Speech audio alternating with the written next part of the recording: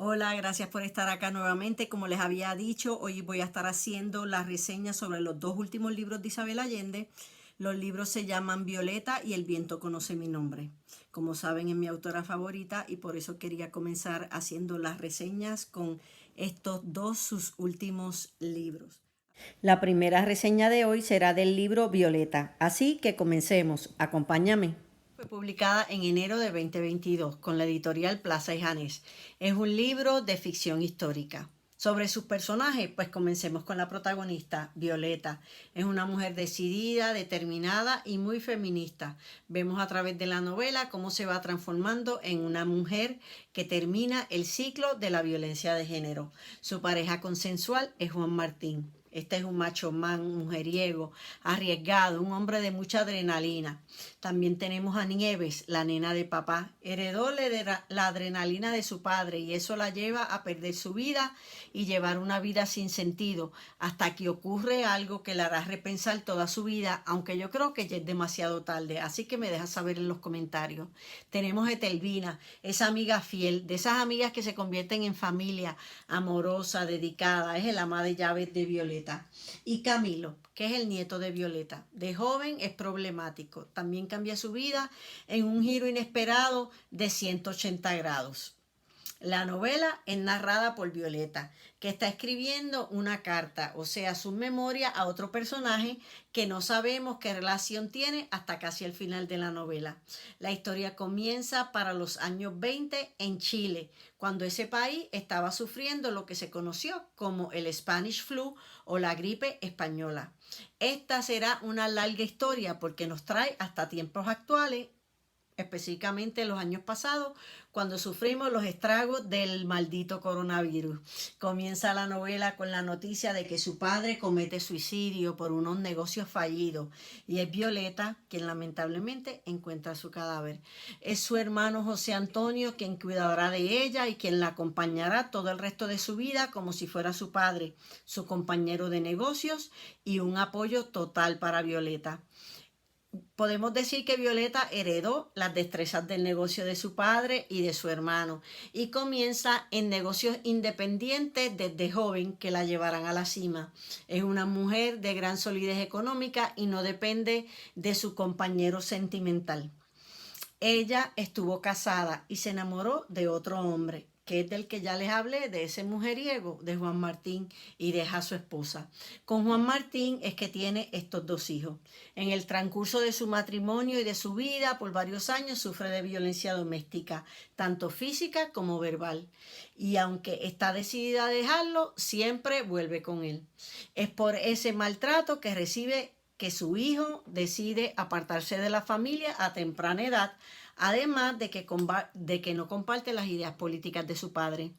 Nunca recibió la aprobación de su padre porque su padre decía que era un blandengue, lo que nosotros conocemos como un blandengue. Luego nace Nieve, que nace con este mismo carácter indomable de su padre y por ello se convierte en la favorita de su papá. Y esto la llevará a vivir experiencias que la harán perderse en su camino.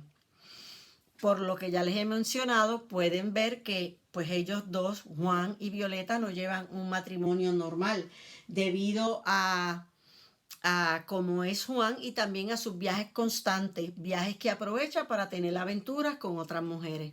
En determinado momento, gracias a Dios, Violeta rompe ese círculo y tiene algunas otras relaciones amorosas, unas más importantes que otras.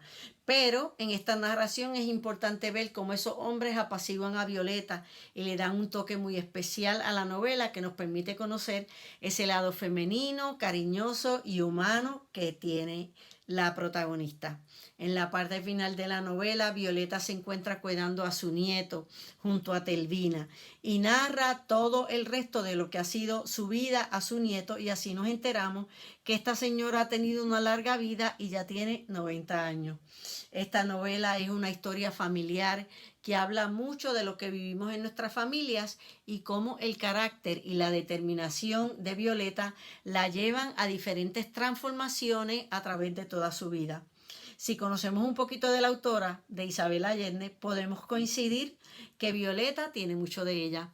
Su postura feminista, su oposición a algunas corrientes políticas y religiosas y su gran deseo de vivir del amor de pareja hasta la muerte. Esto ella nos lo ha hecho saber en algunas de sus entrevistas. Nos habla de las relaciones familiares en medio de las luchas políticas socialistas a las que se enfrentan los pueblos y cómo las afiliaciones políticas de un país influyen muchas veces en el núcleo familiar. La autora es una gran narradora, como sabemos, y estamos ya acostumbrados. Y podríamos decir que un relato autobiográfico, aunque sabemos que es ficticio, sobre ella. Su postura feminista, su lucha por los derechos hacia la mujer y su gran deseo de vivir el amor de pareja hasta que muera, como ha expresado anteriormente. Así que sabemos que es una mujer aparentemente muy apasionada, están reflejados en el personaje de Violeta. Pareciera que nos está hablando de ella misma. En otro comentario muy personal, pues quiero decirles pues, que me hizo pensar en todos los países comunistas que viven esta lucha a diario, en las mujeres que no consiguen escapar de este ciclo de violencia doméstica o de este círculo de violencia de género.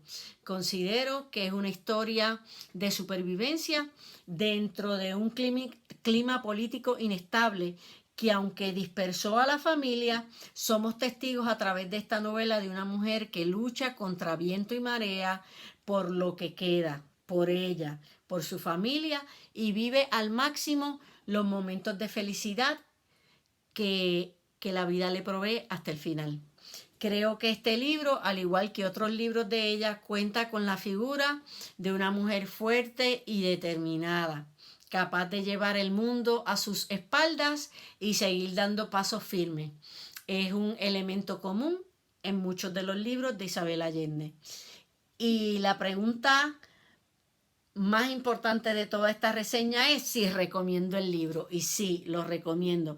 No solo porque es mi escritora favorita y me encantan sus libros y la manera en que escribe, sino porque este tema de la persecución política y cómo afectan las familias es una situación actual, no tan solo en Latinoamérica, sino también en otros países de Europa. Así que ahora voy a tomar un brequecito y ya mismo continuamos con la reseña de El viento conoce mi nombre. Si has llegado hasta el final de este video, te pido que te suscribas si no lo has hecho y oprimas el botón de notificaciones para que puedas recibir tan pronto yo publique un nuevo video. Comenzaremos ahora la reseña del libro El viento conoce mi nombre. Fue escrita en el año 2023 por la editorial Plaza y Janés.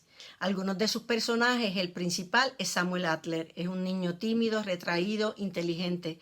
El libro básicamente es la historia de toda su vida hasta su vejez. La esposa de Samuel es Nadine. Esta mujer es muy diferente a él. Es hippie, liberada e infiel todo su matrimonio. También conoceremos a Anita Díaz, que es una niña salvadoreña separada de su mamá. Es ciega, pero tiene una fortaleza impresionante y digna de admirar. Conoceremos a Leticia, el ama de llaves de Nadine, y luego al morir Nadine y con la pandemia, Samuel Adler adquiere su servicio. Ella se convertirá en ese eslabón entre Samuel y Anita. También un personaje muy importante será la joven mujer Selena. Es una mujer salvadoreña que lucha por los inmigrantes y que emigró a Estados Unidos cuando la mayoría de su familia fue asesinada en una masacre. Será ella quien ayudará a Anita a conseguir una familia ante la desaparición de su madre. ¿Cómo comienza este libro? El libro comienza con la historia de la familia Adler, cuando se vivió la noche de los cristales rotos en Alemania. Esto fue una turba de los nazis en contra de los judíos, en la que una familia, para salvar a su hijo, decide enviarlo a otro país para salvarlo. Ese niño fue Samuel. Conocemos a este niño retraído y triste, que sufre por la pérdida de su familia, y aunque es adoptado por una familia en Inglaterra, siempre vivirá con ese evento del pasado por la pérdida de sus padres. Vivirá una buena vida que lo llevará a Estados Unidos, pero siempre mantiene el trauma que eso le causó. Luego conoceremos la historia de esta niña ciega de El Salvador, que en un intento de cruzar la frontera de Estados Unidos y México con su mamá son separadas. La niña también traumada por la separación, imagínense perder a su mamá, entre esa separación y el desconocimiento del paradero de su madre, le ocasiona grandes traumas, pero vemos como esa niña tiene una fortaleza increíble. Estas dos historias se van a entrelazar para restaurar la vida de ambos personajes. Abarca un tema muy complicado de los padres que se ven en la obligación de tomar estas decisiones radicales para salvar a sus hijos de las condiciones actuales en las que viven. Es algo que vemos a diario en nuestros noticieros hoy en día.